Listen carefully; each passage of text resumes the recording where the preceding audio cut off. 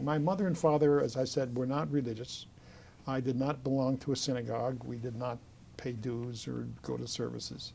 But I got to be 13. So that's a transition from being a kid to being a grown-up. So my parents, and this was 49.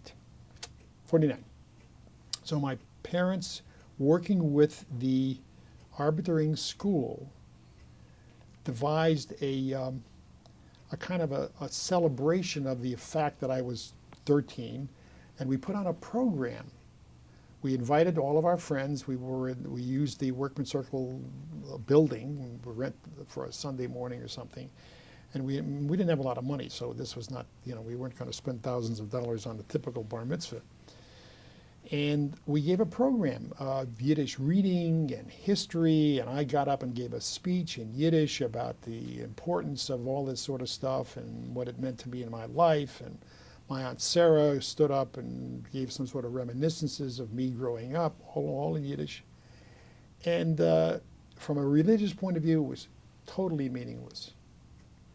From a character transitional point of view, was a very important part of my life. It actually got written up in the Forverts.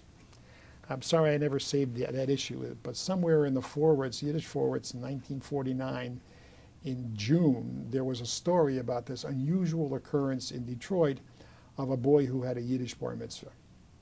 I mean, whenever I tell it to rabbis, of course they laugh, this is nuts, but it was a very interesting experience for me. All my friends, my classmates in the Yiddish school were there, and it marked the occasion of my transitioning from being a kid to being an adult.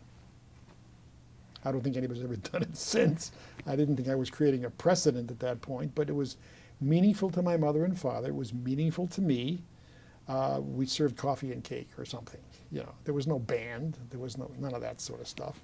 It was a totally homegrown, Hamish kind of a thing, and it meant a great deal to my parents and to me. And I think that's probably going to be the only bar mitzvah I'm ever going to have in my life, because I'm not going to go through the whole business now. My son did, my daughters had bat mitzvahs, that's fine. That was their life, this was my life.